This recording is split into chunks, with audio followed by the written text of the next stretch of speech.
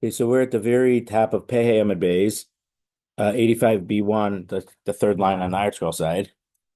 How Gavra, so we've been talking about cases where uh, someone seized a metaltal a movable property from Yasomim, from youngsters whose father died, so it was owned by the estate. And Midirais, they're not allowed, you're not allowed to take movables from Yasomim. And different situations. And we had a few cases where there's a Megu, they made a certain claim, and one Dayan said, "Oh, we could believe that because they could have made a better claim." We had cases of Picadone, and the person said the question was, did the person take it while the father? They said, "I took it while your father was still alive, so therefore I could keep it." And sometimes say, "No, there's not enough evidence to say that you took it while the father was still alive." So we're talking about more cases like that. How gavra da afkid shav marganisa detzairi besidna. Someone, a certain person, deposited 7 pearls that were sewn up onto a certain piece of material. Rabbi Miyasha Barbarei Rabbi Shoban Levi, into the house of Rabbi Mishashia, the grandson of Rabbi Shoban Levi. Shachav Rabbi Mishashia, then Rabbi Mishashia died below pocket, and he didn't tell. He didn't. I don't know if he didn't leave a will at all, or he didn't tell his family about what to do with this because he died, suddenly. Also, Kamei Rav Ami. So the person who had left these pearls by him went to Rav Ami and said, "These are mine. I want them back." Amar Lahu. Rav Ami said, "Chada diadena Rabbi Yashia Barbrei de Rabbi Yeshua ben Levi de Lo Amid." One reason that it belongs to this person who's claiming it from you guys is that I know that Rabbi Yashia, the grandson of Rabbi Yeshua ben Levi, was not rich enough to own these pearls. But Od Hakayav Simna. But also, the person who left the Pikadon gave me a simon. He said that they are sewn into this piece of material, and there's 7 of them. So, because of these 2 reasons, I believe him, and we have to return it in this case. So, in this case, he didn't have it, but he was claiming it's his, and Rav Ami was saying that there's enough evidence to return it. But this is only true if this person was not in and out of the house very often. But if this person who's giving the simon was often in the house, you can't believe him because maybe someone else brought it, but since he was frequently in the house, he saw it happen, and so he's stealing the guy's identity. What we would call today identity theft, but in regard to knowing what the simon is, he knows the guy's password. He knows that it was 7 pearls sewn into this piece of material. So it's so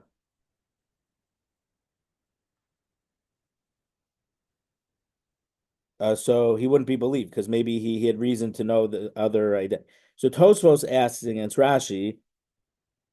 Tosfos says that the fact that they were um, um, sewn onto a piece of material and there were 7, Tosfos says that's not a proper simon. So he doesn't say what is a proper simon, but Tosfos uh, disagrees with Rashi about that point. How gavra deifkid kasa dechaspa bechasa.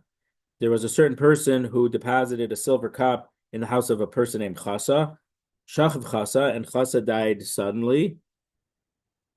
Rashi says that he drowned in the river below pocket, and he didn't communicate to his family about different things in the house, if they belong to someone else, if they, also made Rav Nachman, they asked Rav Nachman, meaning the guy said, "This is my silver cup, and I want it back." Amar Lahu, Rav Nachman said to Chasa's family, first, I know that Chasa was not rich, so he wasn't rich enough to own a silver cup.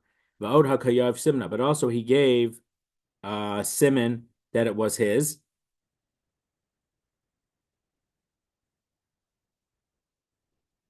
It doesn't tell us what it was, but he gave a Simon. So therefore, even though we don't usually take metaltalin from Yisomim, I'm confident that this is belongs to him, and you have to give it to him. And I only said this if this guy that wasn't in and out of the house frequently. But if it was common that he would go in and out of the house, we would say that he saw someone else leave the cup here, and he's just stealing the simon and taking it for himself. So that wouldn't work. How difkid mitachsa be Rav Dimi achved Rav Safra.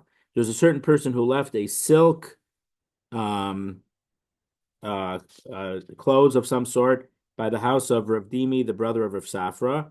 Shachar Rav Dimi, and Rav Dimi died below pocket without telling his family about who belonged to this or that. Also came to Rav Abba, so they came to Rav Abba about it. Amar lahu, Rav Abba said, first of all, I know that Rav Dimi was not rich enough to own the silk clothes, so it's probably not his. But also they gave a simon that it's his, so I believe it, and you have to give it back. And that's and I only said this if the person wasn't consistently in the house.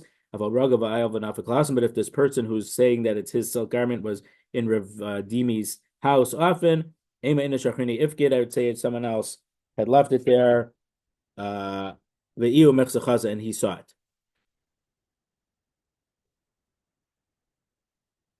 Hahu da Amar. So, do we learn something from each of these three cases? I don't know. I mean, is there something that we learned from one of them that we don't learn from the other? I don't know. They seem to be very similar cases. I learned that there's a lot of dishonest people in the Gemara. It's just like life. There's all types of people.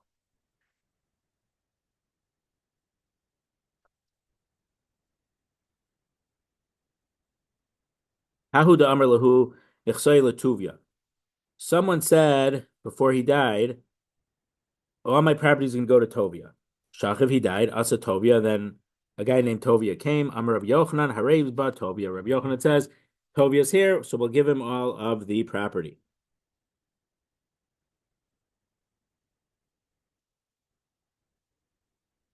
So just so you know, this so he didn't say one day. He told people and said, I'm leaving stuff to Tovia," but he was on his deathbed, and there's a special nemanos, a special credibility given to someone who makes a statement like this on his deathbed, that we keep it, we believe what he says, and we uphold the words of the person of the statement that he made on his deathbed. Amar Tovia, if someone would say on his deathbed, I'm giving myself to Tovia, v'asa Rav Tovia, and someone named Rabbi Tovia came, L'Tuvia Amar, L'Rav Tovia Lo Amar. So we would not give it to Rav Tovia because he would be called Rav Tovia, not Tovia. The inish de gispe, but if they were very friendly to each other and he would call Rabbi Tovia by his first name, Hagispahu, then he was very friendly with him, and you could give, when he said Tovia, you give it to Rabbi Tovia because they were so close. He called him by his first name. Asushnei Tuvia. But what happens if two people Tuvia? If for the literature fans over here, what's the comp from American literature? I would say it's Huck Finn with the prince and the duke. When they heard that a certain rich guy was dying and they were waiting for the brother to come from England, so they pretended to be the brother and someone else. But so one of them was a deaf mute, and they were stealing all the gold, and then Huck stole the gold out of the coffin that they stuck in there when they counted it all up. So what if two people and then the other guy came, and then I think in the book, it's been a long time, but I think they said so then they had two people claiming to be the dead guy's brother. So they said, how do we know? So they said, oh, he had what did his tattoo say? So the Duke and the King had no idea what the tattoo was. So then they were going to dig up the body to try to figure out. And then they found the gold because Huck had hid it one night, it hid it in the coffin. So everyone was pandemonium happened when they're trying to dig it up. So what if two people named Tovia came? Shachim to Talmid Chacham Kodem. if there was a neighbor of his and a Talmid Chacham, both named Tovia, then we give it to the Talmid Chacham. Karva Talmid Chacham, if a relative and a Talmid Chacham Kodem. We also say that he gave it to the Talmid Chacham. Why? So Rashi says a person would be doing something of a very good deed as a zchus at the time that he dies.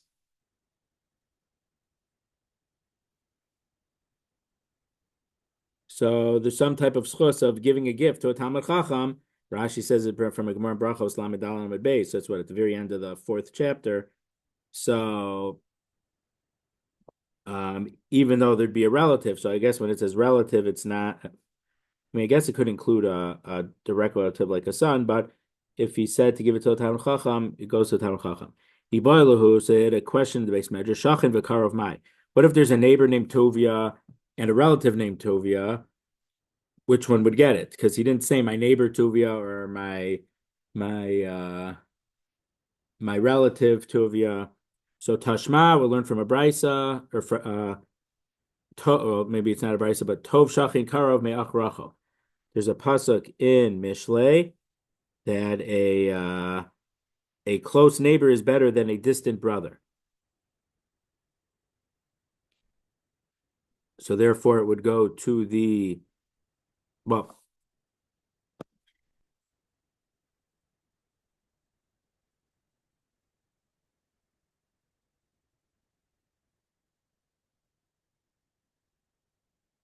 So it depends on. There's a machlokas it seems in Rishonim of if he was very close with the person and not so close with his relative. So that one way of learning this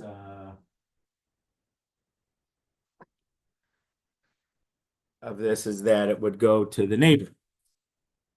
But if they were equally close, then maybe this pasuk isn't a proof, because that the pasuk is talking about where the brother was far. But if the brother wasn't far, then it would seem that it could go to the brother. But some say from the fact that he said a statement at all, if he wouldn't have said anything, it would have gone to his relative, even if it's not his son. Let's say he didn't have children or a daughter, whatever it was. If he didn't say anything, it would go to his relative. So if the fact that he made a statement would show that it's not going to the person that it would have gone to originally. That's a way to learn it also.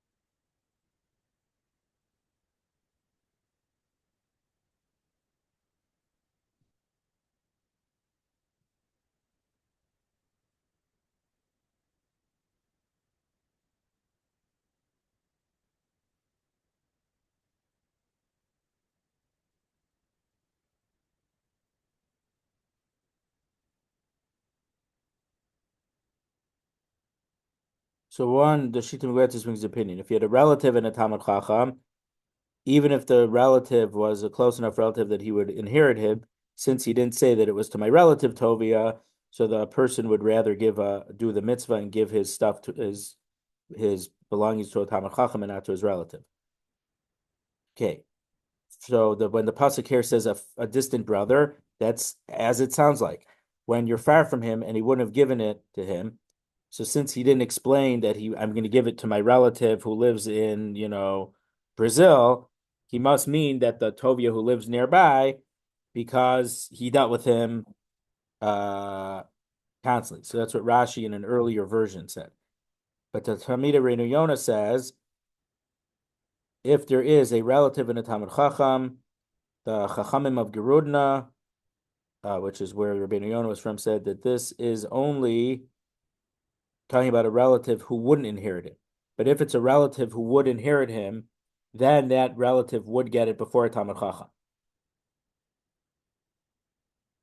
And when the Gemara brings the pasuk that the close neighbor is better than a distant brother is not literally. The Gemara doesn't bring it literally, but that's just as Musar in general, that a person would love his neighbors more than his relatives, but we don't say that a relative would have priority. Stam if it's a neighbor, unless we know that it's a neighbor who he's very close to. But if it's a neighbor who he has nothing really to do with him, he wouldn't mean that that neighbor would get before his relative. So Rabbi Yonah makes that distinction.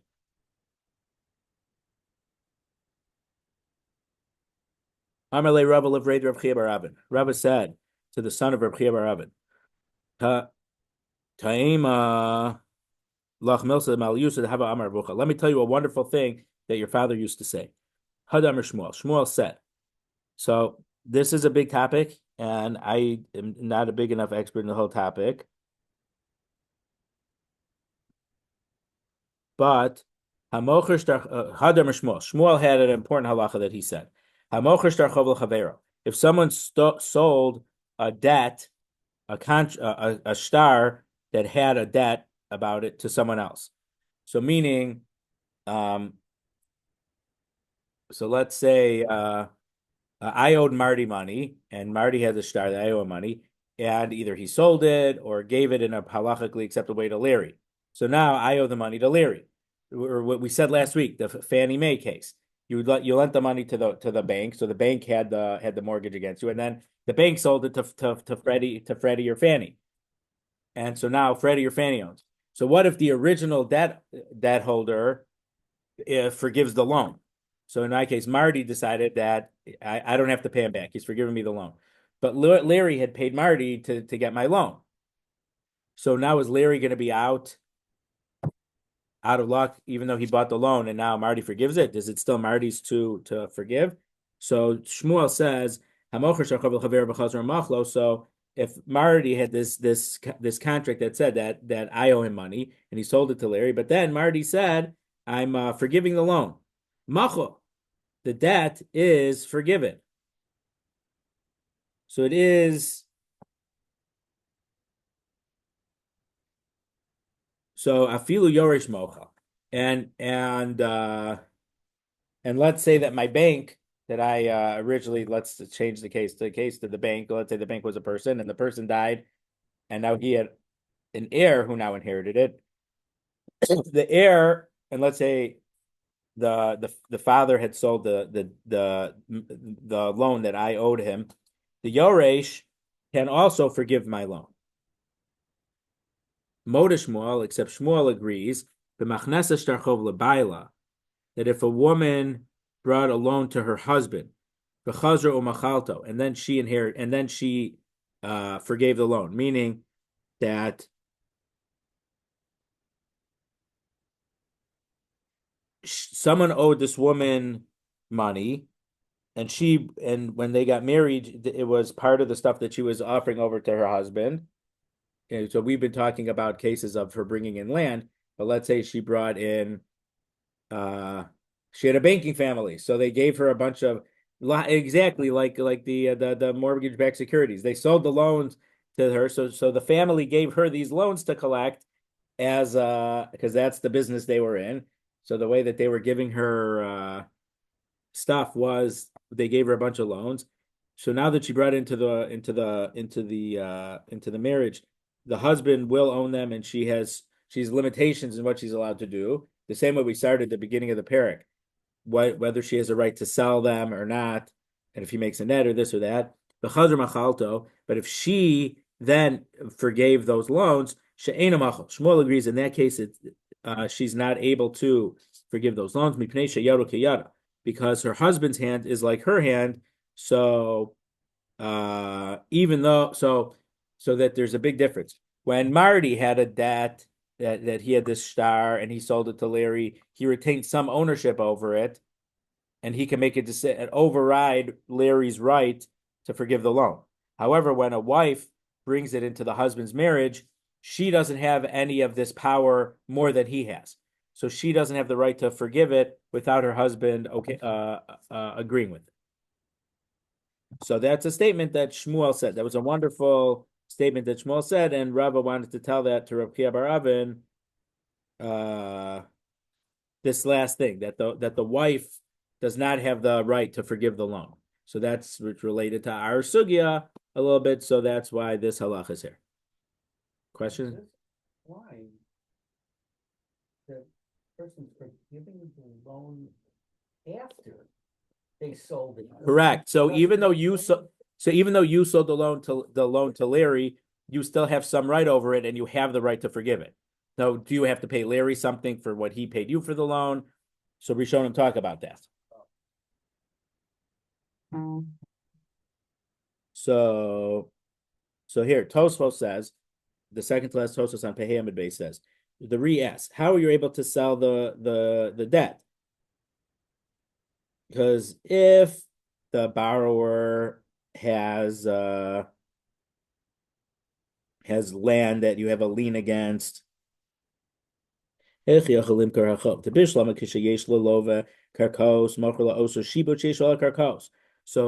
then the bank, whoever made the loan, has the rights through the lien against the field, so he could sell it to a third party. But if the lova has nothing that's indebted for this, what's there to sell? How can you even sell a loan? So Tosa says, "Venira lo." The re-answer to lahavi mocher mediraisa. This is not something that you're able to sell on a Torah level. The ihavi mocher amai mochel. Because if it was a real sale, how can the first person who made the loan, how do they have any right to forgive it? So that's what the reset. So the reset that only works on the Rabbanan level, not on a Diraisa level. The Chaynil Rabbeinu Tam, the Lahavi Melcher Elamid Rabbanan. And Rabbeinu Tam agreed that this only works on a Rabbanan level.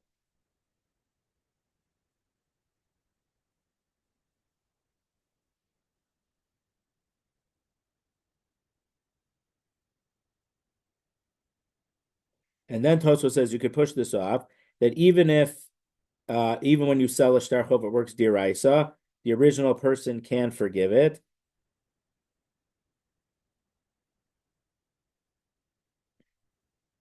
Oh, he's just doing a case.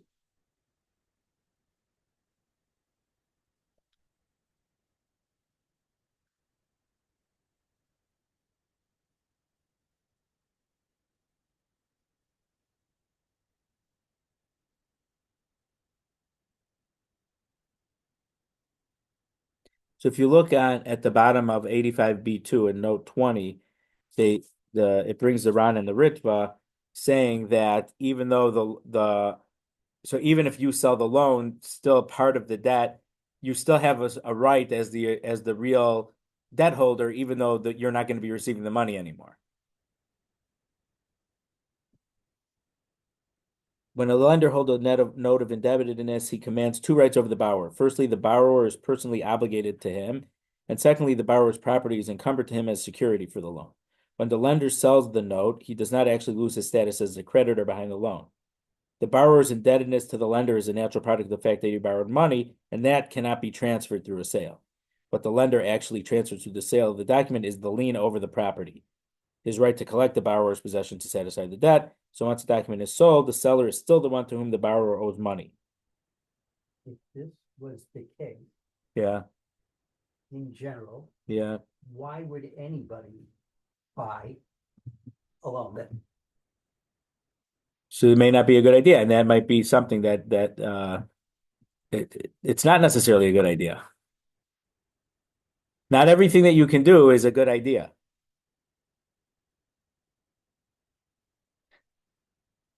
Tell that to any kid. If you would jump off the roof, would you jump off too? Anything anything that's allowed.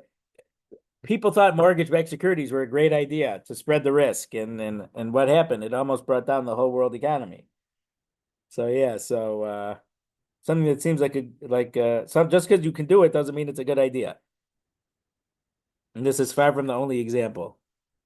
And then the Gemara below on Daf 86a is going to discuss whether the seller who forgave the loan has to reimburse the buyer. Okay, 85b3, the second column at the top, we're the second to last line on Pei Hamid base. Kurvise de Rav Nachman Zabina L'Ksuvas B'Tovas Hana.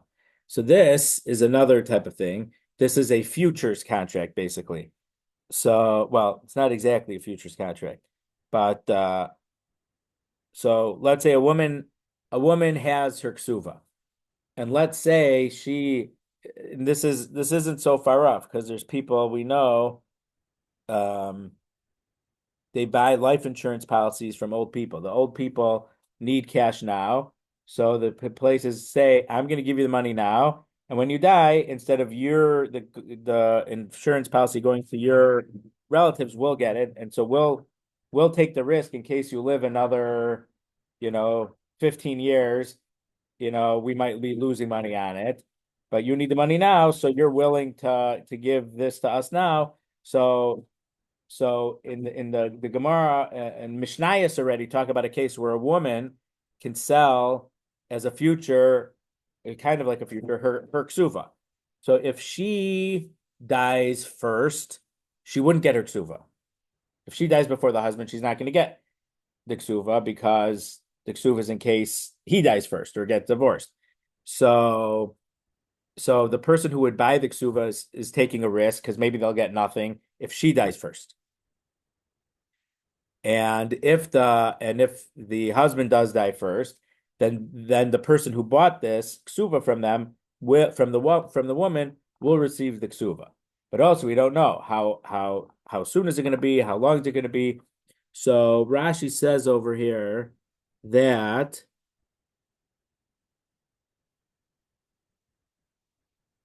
so she sold the rights to her ksuva betovas hana for a very small amount. That basically was like a favor to someone else.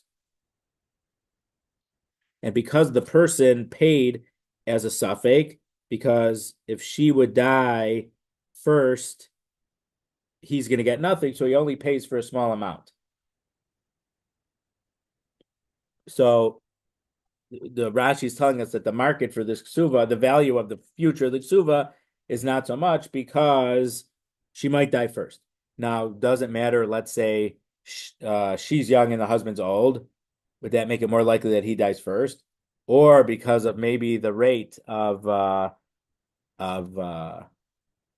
if she was young enough to have kids and the risk of having kids, there was in those days, even till 150 years ago or less, there was a very high risk of death from childbirth. So does that play a role that maybe she'll die first, or even if she's after childbearing years, is it still we don't know who would die first? So Rashi says whatever it's because of the doubt, it's not worth very much. But she sold it to someone else for a small amount. But Igarsha Ushchiva. But then she got divorced and died. So because she got divorced, the ksuva would go for her. And because she died, her heir was this daughter, so the daughter would have received the value of the ksuva.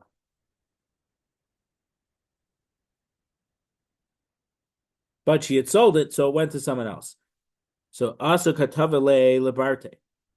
So these people who had bought it went to the daughter and said, your mother's ksuva you think is yours. Here's a document. I paid for it from a futures contract for her, so it's really mine. So Amar lahu Rav Nachman. Rav Nachman said to them, Leika delisbala eitza. There's no one who can give her advice because this girl, this daughter is his relative. So it's saying as if there's no one to tell advice, but this was advice that he gave her.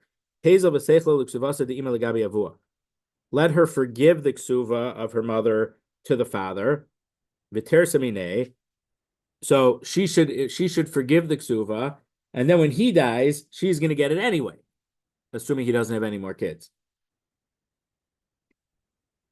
So Shama Azla Achilta. So she heard this. So she didn't give the advice directly to her, but he gave it to someone who he knew someone would tell it over to her, and so she would forgive it. So what do we see from here? This is a case where the mother, well, it doesn't seem to match exactly.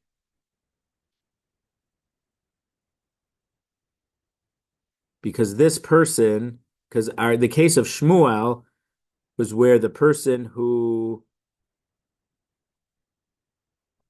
oh, so it is similar. So in the original case, I owed money to Marty. So Marty had a document and then he sold it to Larry and then Marty forgave it.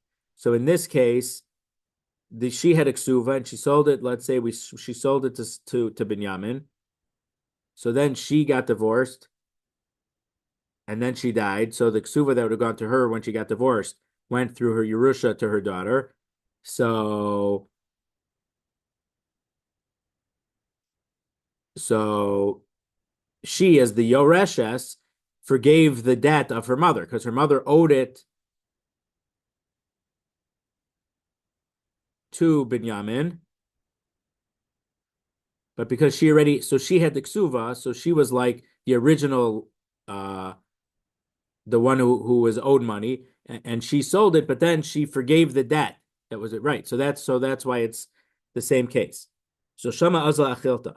So she heard this advice and she went and she forgave the ksuva. So this Binyamin who had bought it from her was out of luck because it was a case of the Yoresh forgiving the debt that was sold. Rav Nachman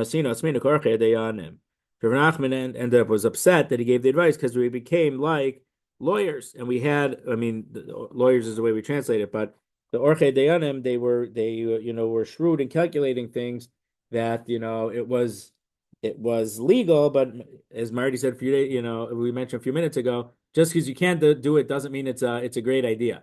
So what they did was technically legal, but maybe it wasn't the best ethical thing to do. So unfortunately, we know that there's all types of lawyer jokes that they don't care about that. But for Rav Nachman, so when it says in Pirkei Avos, don't make yourself like Archei Dayanim.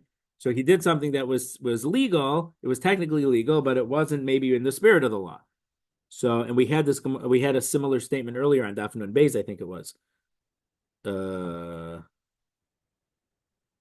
We had it on Nun Beis Amud Beis, a similar situation.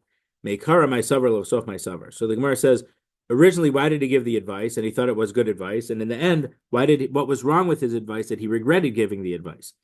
So Meikara savar mipsar chaloti salim. Originally, he thought there's a pasuk. It's in, I think, Yom Kippur's Haftorah. You can't hide from your flesh.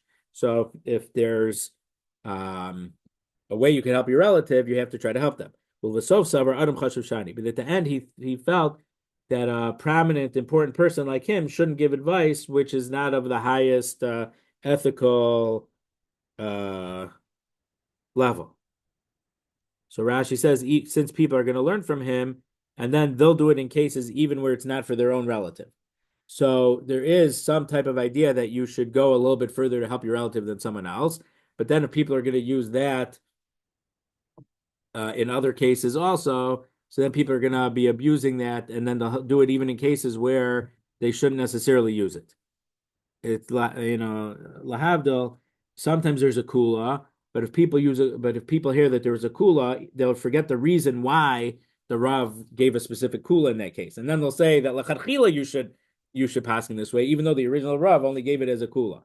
It's kind of what we're saying over here. Because he had to help a relative, he was able to do a little bit of a kula to help the relative, but then other people were going to pass in that way lechatchila. Gufa. So now we're going to investigate more about Shmuel's statement. Amar Shmuel, hamocher shtarchov lechaveiro v'chazor machla machol. If you sold a debt, so you had a contract of a debt to someone else, and then you forgave the loan, machol, the debt is forgiven. V'afilu yorish machol, and even an heir can forgive the loan that his father had sold. Amar of Hunabred Rabbi Yeshua v'pikehu. But if the person who buys the loan is sharp, mekarkesh lezuze, he should give the borrower a little bit of money, because shtar b'shmei, and have the borrower write a new document to him in his own name. So basically, Marty, you're saying, well, why would anyone forgive it? So the idea is, if Larry bought the loan from him, Larry should go to me, pay me a little bit of money, and say, because of the circumstances, so Larry's gonna give up a little bit of his possible future earning, but by giving me money, he's gonna have me write a new document that I owe it to him.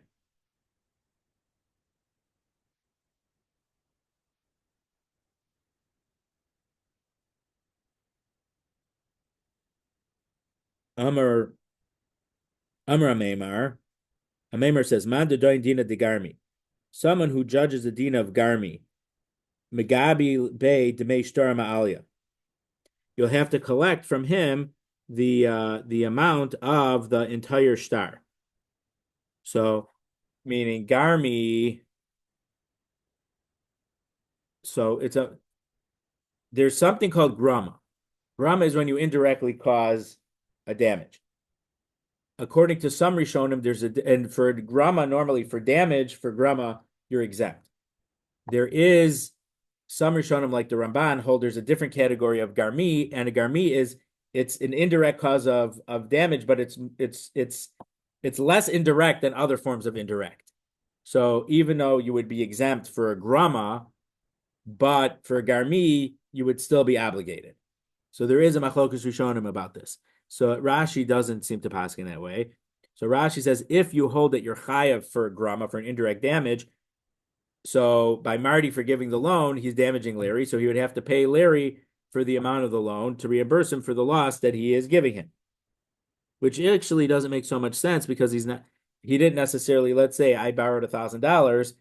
Larry is probably not going to buy the loan for a full $1,000. So there's probably going to be some discount. But the text here, Megabin le demei shtara ma'alia, sounds like you have to pay the document of the entire star, not just the amount that Larry paid.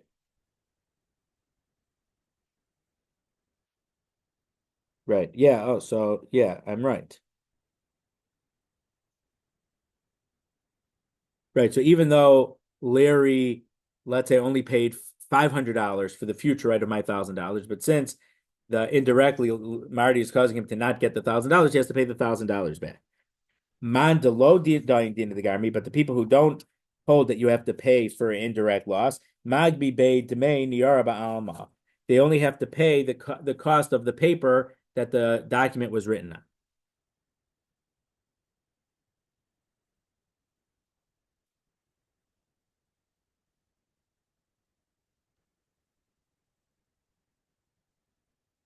So Rashi says, Kolomer, Omer Shalom Acharlo Elaniyar Barehu Biadacha. So Marty sold Larry the piece of paper, and Larry still has the piece of paper, so he didn't lose anything. Havi Uvda, there was an incident where this happened. Bekafye Rafram Rav Ashi, Ba'agbi Bay, Rafram forced Rav Ashi, and he had to collect. Kishura Litzalmi, like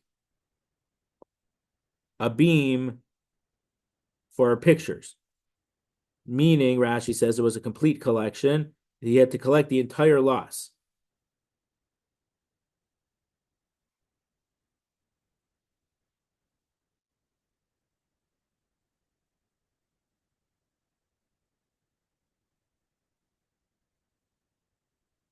So it seems that what it says are images, what Rashi, what article translates images, you use this for, I don't know, it seems more maybe people had models or a three-dimensional model. So you need to have a nice sturdy shelf for it. So it was it wasn't just a regular beam. It was very planed to be very smooth and very good dimensions and high quality. So you had to pay for a full high quality thing.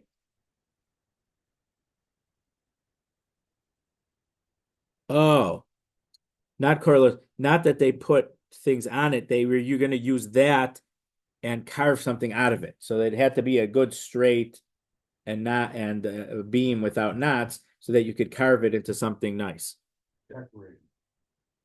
Right. So they weren't. So it's not that they were gonna put stuff on the beam. They were actually going to carve out the beam. So it had to be a high quality straight beam. Amr Meimer Shmei Rav Chama. Meimer in the name of Rav Chama. Haiman Diika. Wait, did I skip a line somewhere? I skipped a line somewhere.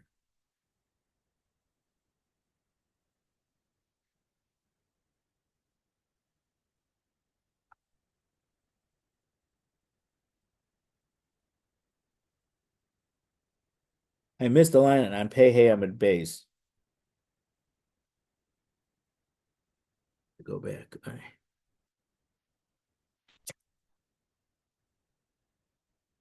Back on 85b2 in the second column, about the brother, the pasuk we had. So we had Tashma Tov Shachin Karav Me'ach Rachok. A close relative is better than a far brother. I skipped a line. Shneim Krovim Ushneim Shchenim Ushneim Chachamim. So what if he says, I'm leaving all my stuff to Tuvia? And then two Tuvias came and they were both neighbors, or they were both relatives, or they were both Tamei Chachamim. How do we know who gets it? Because they're both on equal levels. So the Gemara says, Shuda Didaini. So Rashi says, Shuda Didaini is the Dayanim have to put themselves into the shoes of the deceased and make a determination what he would have meant. They have to talk to people and try to figure out who he was close to or closer to, or who he was more likely to give. And they have to try to figure out what the deceased would have wanted, and that's who they give it to. That's how Rashi explains Shuda Didaini. So they have to, so Shuda is some type of estimation, but they have to estimate what he would have done. Rabbeinu Tam argues on that. And Rabbeinu Tam says that the Dayan could give it to whoever they want to. They could give it whoever, in their estimation, deserves it. Doesn't matter what the deceased person would have wanted to give. They can give to whoever they want.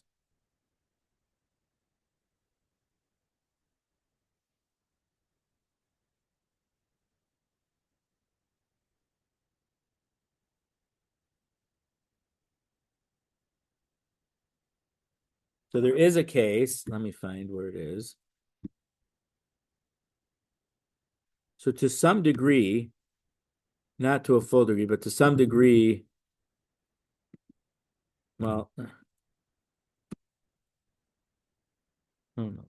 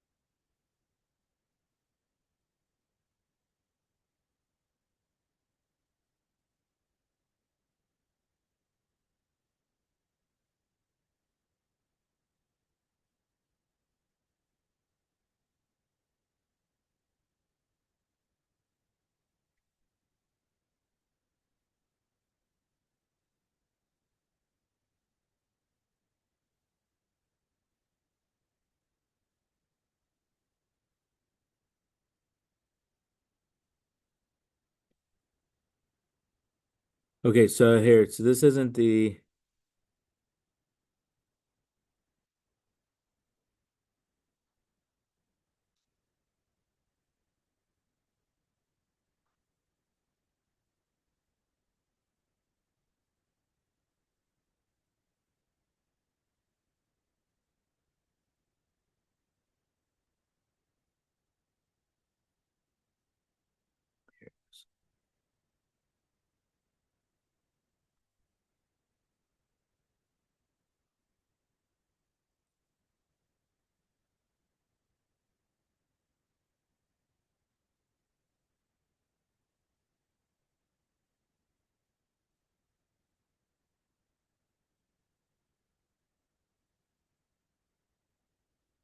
Okay, so the Rambam says in the 24th chapter of Hilchos Sanhedrin, the first halacha, a dayan has the right to judge in monetary cases according to things that his mind is leaning towards them, that they're true, and it's very strong in his heart that it's so, even though there is no clear proof, and you don't even have to say if he knew certainly that this is the truth, that he could judge according to what he wants. What am I talking about? What's an example? So let's say a person is obligated to shvuah in Beis Din, and a person who is known to the Dayan to be trustworthy and is able to rely on him says to the Dayan that this person who's going to make the shvuah is known to have made false shvuahs.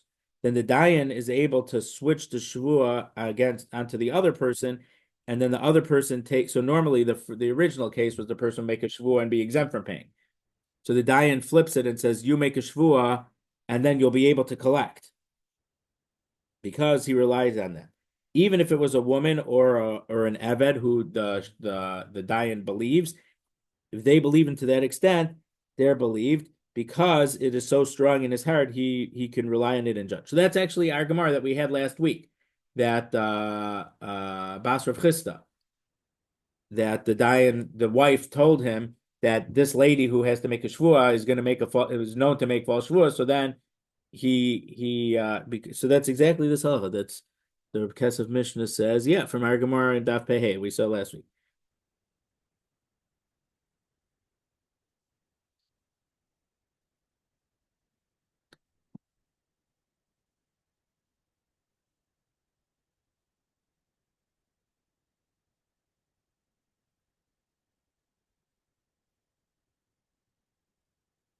And then the Rambam says, so if so, why does the Torah need two Eidim?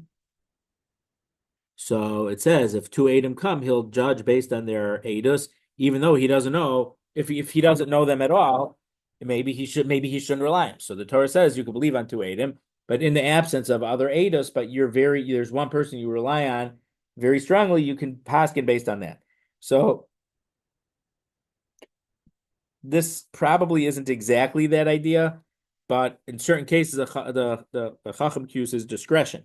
And according to the Rambam, if there's someone you believe very much, even if it's someone who wouldn't be believed to give Eidos, like a woman or an Eved, if you know how trustworthy they are, and there's no evidence to the contrary, you can paskin based on that. But a different case,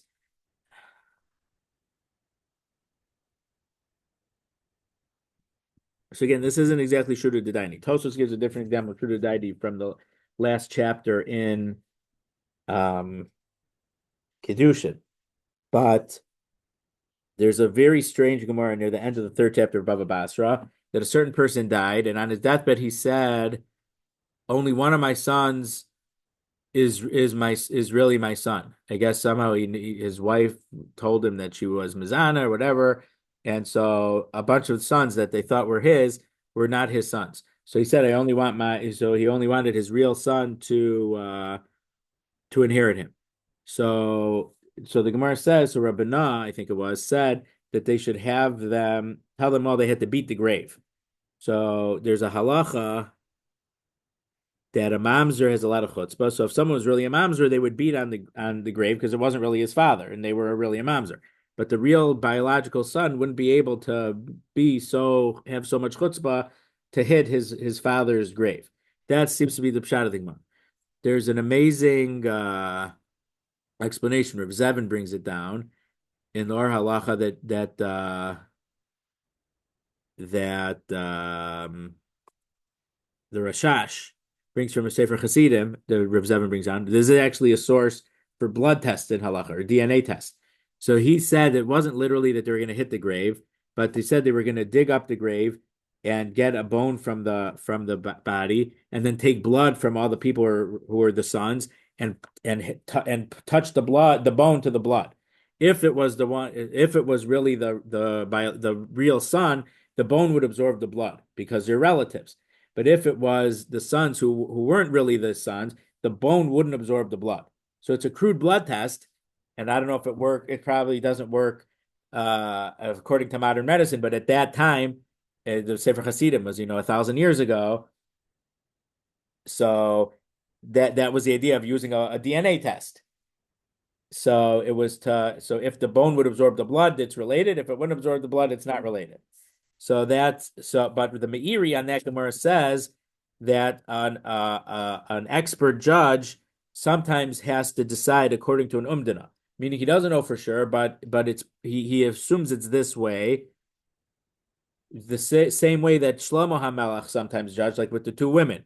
The way that he said split the baby, that's not a psak, but he knew he said that thing in order to elicit reaction from them, and based on the reaction, he was going to know which was the real one. So most people explain the case of Shlomo that the real mother would have had more rachmanis and say don't cut him up, but the real pshat, Rav Aaron mentioned this. I don't think it made it into the in the Torah Mada shiurim that he gave at YU in 1987. Rav Yosef, some of the tapes that were existed was part of it, and then Rav Moshe's brother Rav Yosef had additional tapes that weren't available to the public, and he gave it to me and Ellie, and there was more, but so I don't remember if it was in the original share or in this other share, but I don't think it's in the book where they transcribed and heavily edited part of the share. It's in Logic of the Heart, Logic of the Mind. The story is there. The story actually is in there. They didn't cut that out, but he said that from the Rif explains the Gemara, it's not because the real mother loved her baby more. She said, "Don't cut him." It was that the mother who wasn't the mother could care less, and she's like, "Yeah, that's fine," because hate is stronger than love. Uh, and basically, in the story, Ravarin said that he was young, and a certain professor would come in to discuss things with his father, and when he was asking about this, Ravarin said, well, because Ravarin said that he himself was very interested in Freud, and he read all this stuff from Freud. So he says, doesn't Freud say because hate is stronger than love? So his father said, what do you need, Freud? The Rif says it. Look at the Rif on Makos, and the Rif says it. So Shlomo did it to elicit not to read that we think it was to see which mother loved the baby more, but it was with the mother who she hated the other lady so much she was willing to have this other the baby cut up. So in these matters and similar situations are only given to a wise king or a sage of exceptional wisdom and pilpul and sharpness, much greater than all the other sages in his generation.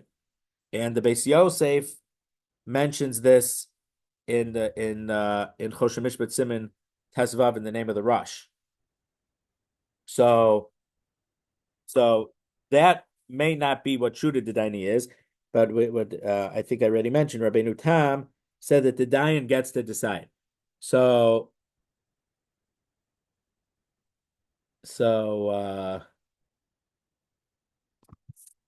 in certain situations, so according to Rashi, the Dayanim has to decide what the dead person would have done. But Tosfos says no, it's their discretion. And these examples here, this Rambam, which is actually Gemara in the previous daf, so the Dayan is able to pass stuff that they believe to be true, whether it's someone told them or they know themselves. The Rambam even says libo nota, it's vadavar chazak belibo shehu came, that it's very strong in their heart that this is the truth, even though there's no real proof.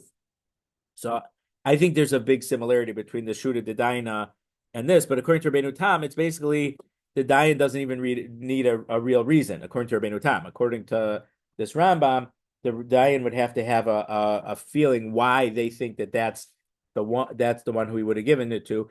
I don't know that the Rambam is agreeing with Rashi, but I think he's certainly not agreeing with Rabbeinu Tam. Okay, so I am sorry that I skipped that. I wanted to talk about that. Then I realized we're over here, and what?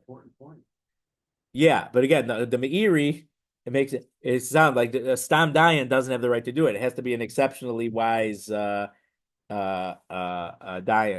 would have the right to do that. But I wanted to talk about it, and then I realized we were going all this in. I'm like, wait, I missed a line. So unfortunately, I missed a line before. And again, so now back to 86A2. A few more lines. Amar Ameimar, Mishmei Rav Chama. So on the left column, the second paragraph. Ameimar to the name of Rav Chama. Haiman diika le Kesuvos isho balchov. If a person has, so let's say there's a person named Yehuda. Yehuda has two debts. He has a ksuva that he has to pay his wife, and he has a loan that he has to pay back to Levi. The Isle Arav Isle Zuze. So this Yehuda has some real estate and he has some cash, but he doesn't have enough cash to pay both. He's going to pay off the loan with the cash, or this must be when he dies. And Leisha Masakale Ba'ara. And to the woman, we remove the claim against him by giving her the land. Haiki dine, haiki dine. This one's according to his law, and this one's according to their law.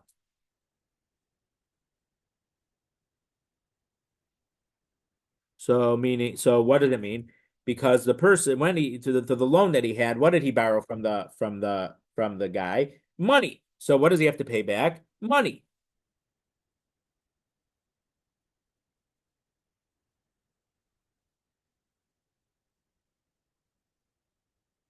And the woman,